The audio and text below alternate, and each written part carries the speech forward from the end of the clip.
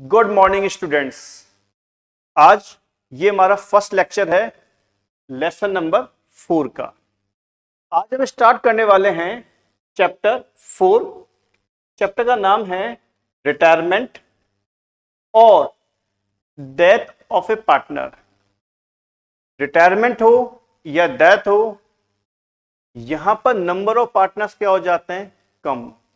Suppose पहले कितने partners थे? 3, तो अब कितने पार्टनर्स हो जाएंगे? 2।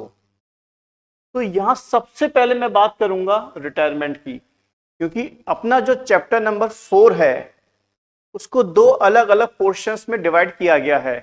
पहला जो पोर्शन है वो है रिटायरमेंट का और दूसरा जो पोर्शन है वो है डेथ का। तो सबसे पहले हम स्टार्ट कर रहे हैं रिटायरमेंट। तो किसी भी पार्टनर का ये राइट है, यानी पार्टनर का ये अधिकार है कि वो जब भी चाहे पार्टनरशिप फर्म को एडवांस में नोटिस देकर पार्टनरशिप फर्म से रिटायरमेंट ले सकता है। हाँ, रिटायरमेंट लेने के बाद में जो पुरानी पार्टनरशिप फर्म है, जो पुरानी पार्टनरशिप है, वो क्या हो जाएगी? बंद। उसकी जगह नई पार्टनरशिप फर्म फोर्स में आ जाएगी। हाँ, यहां जो पार्टनरशिप फर्म का नाम है, जो पहले नाम था, वही कंटिन्यू होगा। ऐसा नहीं है कि पार्टनरशिप फर्म का नाम बंद हो जाएगा, उसी नाम से पार्टनरशिप फर्म आगे कंटिन्यू चलेगी। अब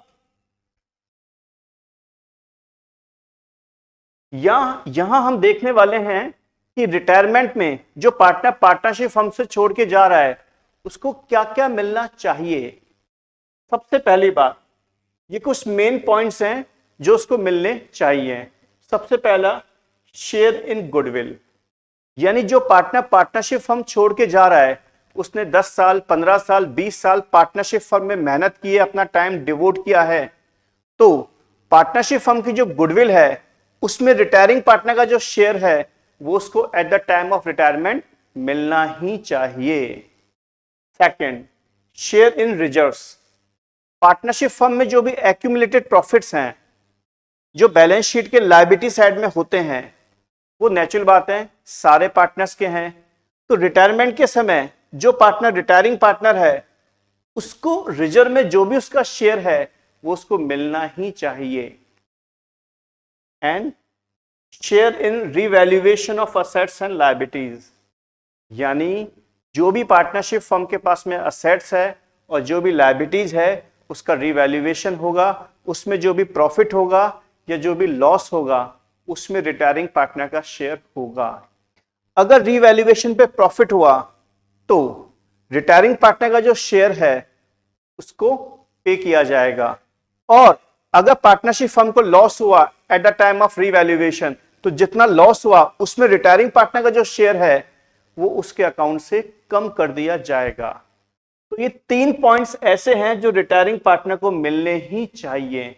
इसके अलावा जो उसकी कैपिटल है वो भी उसको मिलनी चाहिए। चलिए, ये तो आप लोग समझ चुके हैं कि रिटायरिंग पार्टनर को क्या क्या चीजें मिलनी चाहिए at the time of retirement. अब हम चलते हैं आगे।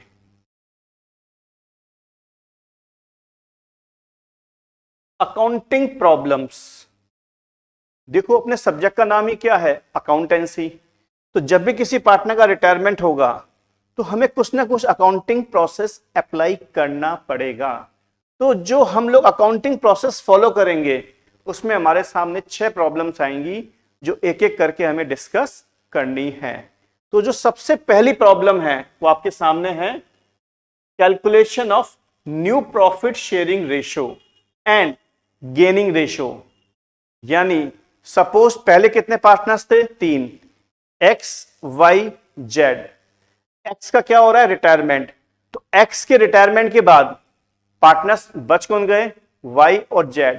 तो इन दोनों के बीच में न्यू रेशियो क्या होगा वो हमें कैलकुलेट करना होगा at the time of retirement.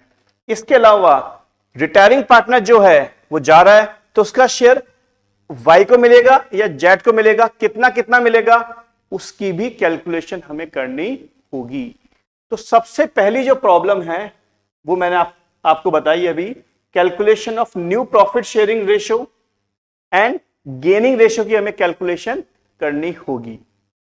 Second जो प्रॉब्लम है वो है अकाउंटिंग ट्रीटमेंट ऑफ गुडविल, यानी जो रिटायरिंग पार्टनर है उसको उसका गुडविल में जो शेयर है हम लोग क्या करेंगे, उसको पे करेंगे। तो उसकी जो अकाउंटिंग ट्रीटमेंट है वो भी हमें गुडविल की यहां पर डिस्कस करनी होगी।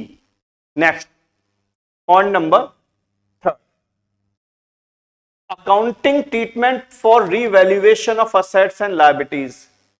हाँ, रीवैल्यूएशन होगा असेट्स का और लायबिलिटीज का, उसमें जो भी प्रॉफिट होगा, उसमें जो भी लॉस होगा, वो सारे के सारे पार्टनर्स में उनके ओल्ड रेशियोज में डिस्ट्रीब्यूट करना होगा। तो रीवैल्यूएशन की भी हमें अकाउंटिंग करनी होगी। Next, accounting treatment of reserves and accumulated profits and losses. हाँ, क्वेश्चन में जो बैलेंस शीट गिवन होगी उसमें या तो एक्यूमुलेटेड प्रॉफिट होगा या एक्यूमुलेटेड लॉस होगा या फिर दोनों भी हो सकते हैं। तो रिटायरिंग पार्टनर का जो शेयर है वो उसको या तो पे किया जाएगा अगर प्रॉफिट होगा, तो अगर लॉस होगा तो उससे लिया जाएगा। तो इसकी भी हमें अकाउंटिंग करनी होगी। Next, payment of retiring partner. ये तो बहुत सिंपल सा कॉन्सेप्ट है। अगर कोई पार्टनर पार्टनरशिप फर्म छोड़ के जा रहा है तो उसका जो पेमेंट है, यानी उसकी जो कैपिटल है, उसकी जो गुडविल है, उसका जो प्रॉफिट है, वो उसको पेमेंट किया जाएगा।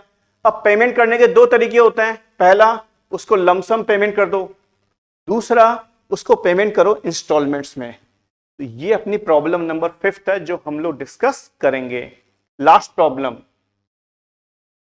एडजस्टमेंट ऑफ कैपिटल, यानी कैपिटल अकाउंट में हम लोग एडजस्टमेंट करेंगे। हाँ, यानी रिटायरिंग पार्टनर के बाद जो पार्टनर बच गए उनकी जो कैपिटल है वो उनके प्रॉफिट शेयरिंग रेशियो में हो भी सकती है, नहीं भी हो सकती। अगर रिटायरिंग पार्टनर के बाद जो रिमेनिंग पार्टनर्स हैं उनकी जो कैपिटल है वो उनके प्रॉफिट शेयरिंग रेशियो में हमें मैनेज करनी है, तो हमें कैपिटल अकाउंट में एडजस्टमेंट करने होंगे। उसकी भी एक स्पेशल अकाउंटिंग होती है जो हमें डिस्कस करनी है।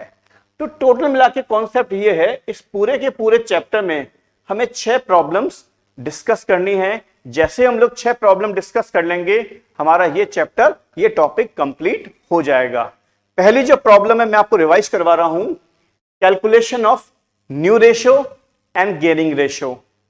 सेकंड, गुडविल की अकाउंटिंग। थर्ड, रीवैल्यूएशन होगा असेट्स एंड लायबिलिटीज का। उसके बाद जो भी एक्यूमुलेटेड प्रॉफिट्स हैं या जो भी एक्यूमुलेटेड लॉसेस हैं वो कैपिटल अकाउंट में ट्रांसफर किए जाएंगे। पेमेंट होगा रिटायरिंग पार्टनर का या तो लमसम या इंस्टॉलमेंट्स में। और लास्ट, जो रिमेनिंग पार्टनर्स हैं, जो पार्टनर बच गए, उनका जो कैपिटल अकाउंट है उसमें एडजस्टमेंट हमें कुछ करने होंगे। ये हमारे सामने चैप्टर का बेसिक स्ट्रक्चर था। अब अगले लेक्चर से हम लोग क्वेश्चंस पे आएंगे तो आपको ये चैप्टर और ज्यादा क्लियर होगा।